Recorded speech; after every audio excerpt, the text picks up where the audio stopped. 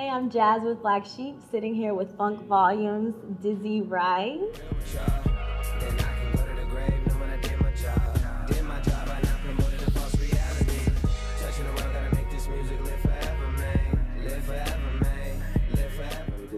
How are you? I'm blessed. Good. You just came from Dallas last night. Yes, I did. And now you're in Houston, about to rock Warehouse Live. Yes. You excited? I am. I mean, I've seen a bunch of videos of you stage diving. Okay. So you got any of that for the crowd tonight?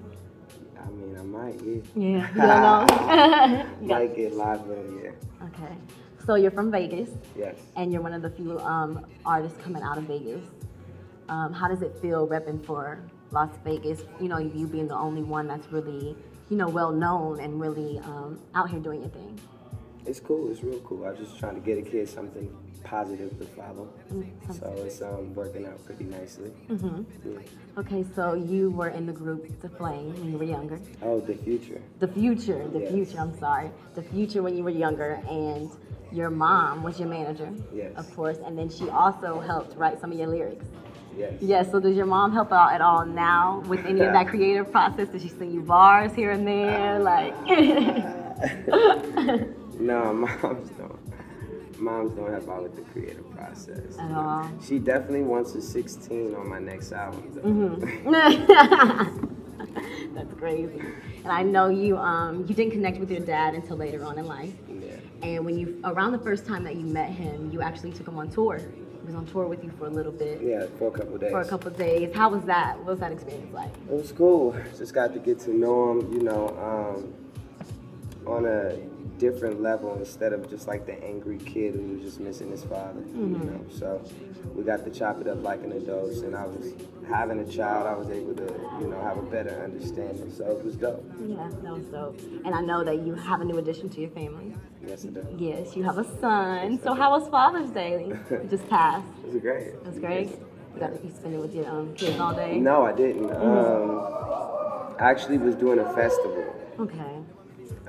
In Dover, Delaware.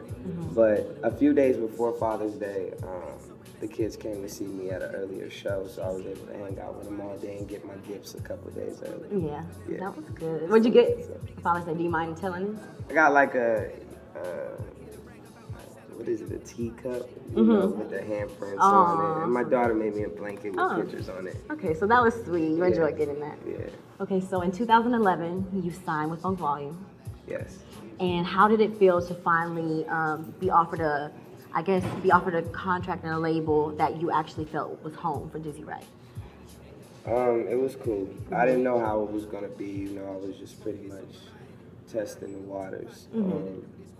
But it turned out cool. They were still very new, and the owner was learning the industry. So it was kind of a growing process for the label when I first got on. And I was able to help kind of, bring to life what they wanted to really make happen.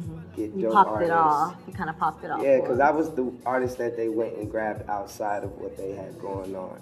So I kind of made it like a real thing. Like, okay, all right, now we have an artist who didn't just start this shit with us, so we have to really like operate ourselves like a label. So it was dope.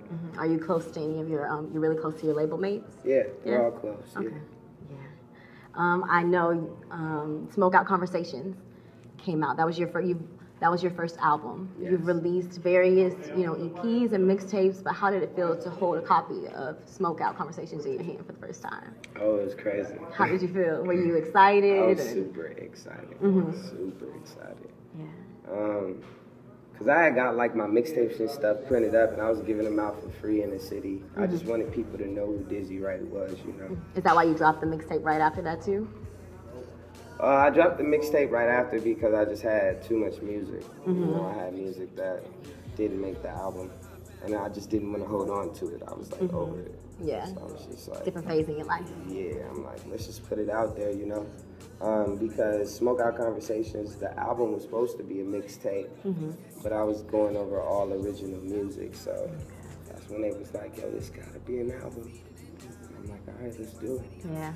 Yeah. And then, so now the growing process, it dropped earlier this March. Yes. And for those that are unfamiliar, can you walk us through the inspiration behind that?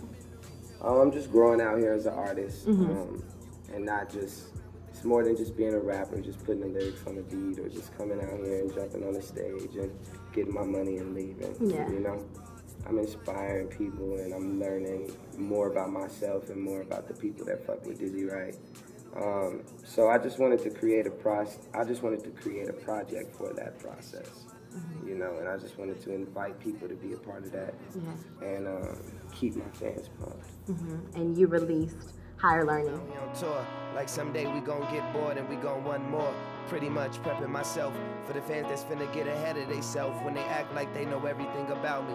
And all the niggas that doubt me come out of nowhere and start criticizing all proudly like, hold on nigga, where the fuck was y'all at? Which is the intro for the growing process. You released the video earlier this month.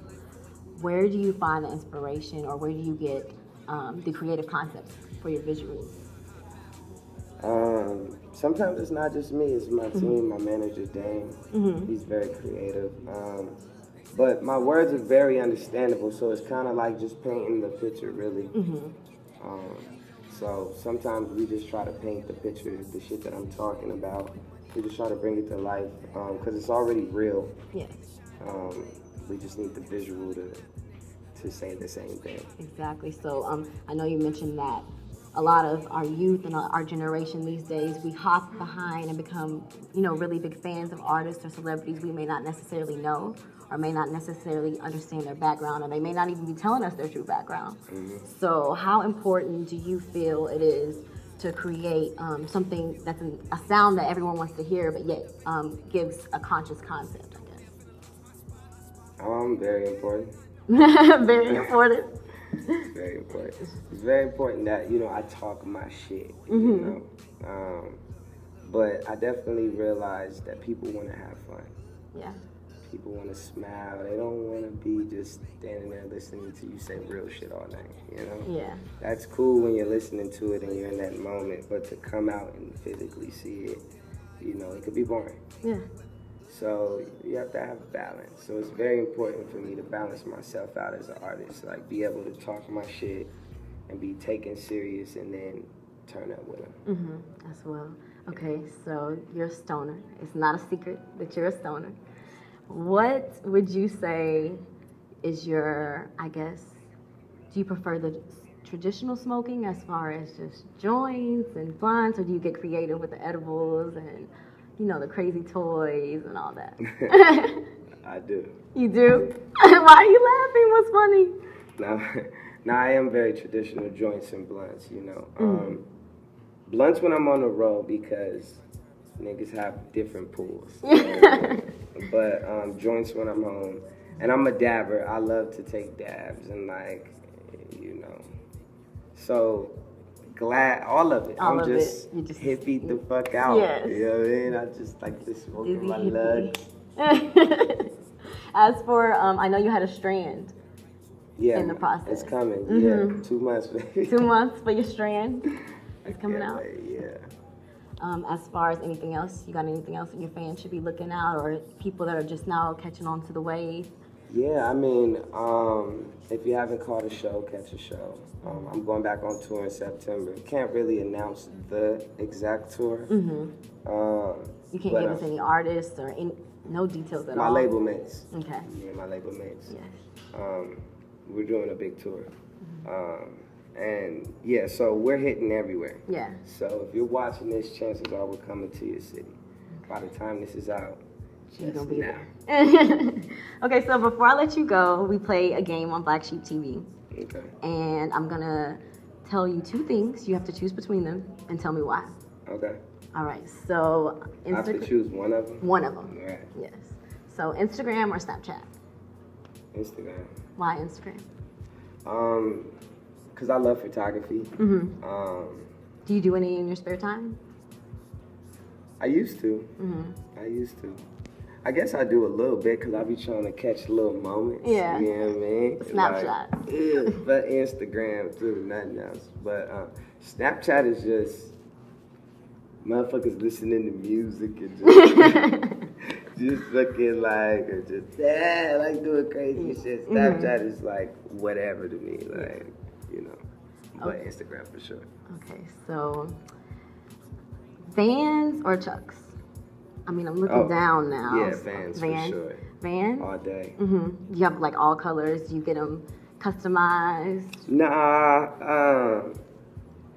I do got all the colors though, you know, but I mean, I don't wear all the colors. Yeah. Honestly, I mean, I just like the traditionals really.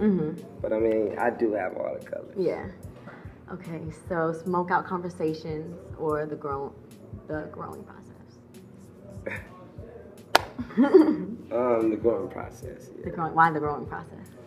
I got crazy bone on it. Because you got crazy what? Because I got crazy bone on it. Oh, and that's your uncle. Yeah. I mean, bone in general, just, you know, having bone on my album is fucking fantastic for me. Why didn't he get on the first one? I wasn't ready for him to be on it. I just wanted to wait. Yeah. And I'm like, there will be a time. For him, so is he maybe gonna pop up on that tour that you can't mention? Hey, or... he might. He's in Dallas. They're in Dallas tonight. Oh, okay. So yeah. Barely missed him. I know. Yeah. Damn. All right. Well, thank you so much for sitting down with us. Yo, what's good, man? It's your boy Dizzy Wright, man. Shout out to Black Sheep out here in Houston holding it down. We out here, baby.